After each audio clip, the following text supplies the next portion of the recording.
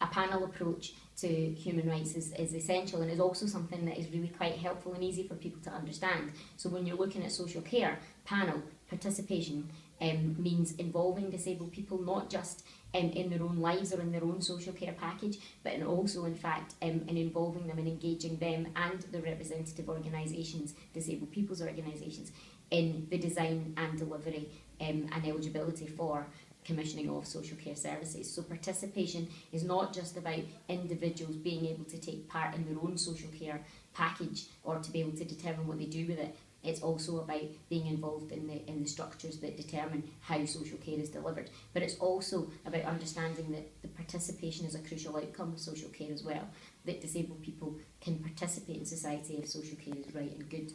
Accountability, the second kind of pillar of panel, is incredibly important in this, because when we want to look at whether or not our social care system works for people, we need to know, we need to be accountable fundamentally to the people who it should work for.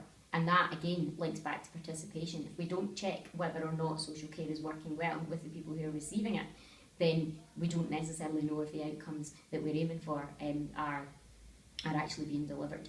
Also, we have to remember that everybody across the public sector, the voluntary sector and the private sector, through various different instruments, are accountable for human rights. And it doesn't matter what level of government is devolved to make these decisions, they are still responsible and accountable for them, and it's really important that we understand what that means, and working with disabled people can help us to do that. Non-discrimination, the pillar and panel, is also incredibly important, again because social care is a crucial part of helping disabled people to participate and not to be discriminated against. So it's not just about saying we will treat all social care users the same. That's essential. We should not be discriminating on the basis of gender, sexuality, ethnic background, in terms of how we deliver social care. So in that sense, non-discrimination is a crucial part of it, but also non-discrimination should be an outcome of social care, and that it should help disabled people to ensure that they can participate on an equal basis to others.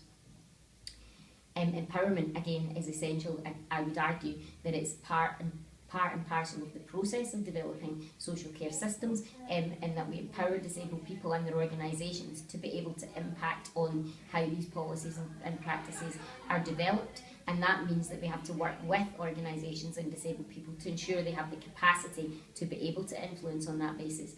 But not just that, empowerment is also, social care is also about empowering the individual themselves to take control of their lives, which is something that disabled people and our partners and allies have campaigned for a long time, and social care is a crucial part of that.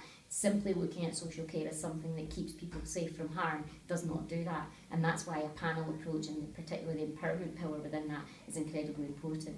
And legality, the final part of the panel approach, is of course essential. Everything that we do, we need to make sure that we're not breaking the law, but it should go more than that. It should not just be about the law says we have to have these minimum standards. I believe in Scotland in the 21st century, we have an opportunity to show that we can get things right, that we can see social care as the proper infrastructure for equality and human rights that it should be. So yes, we absolutely have to protect people's legal rights. People need to know about them, they need to be empowered to understand them and empowered to enact them.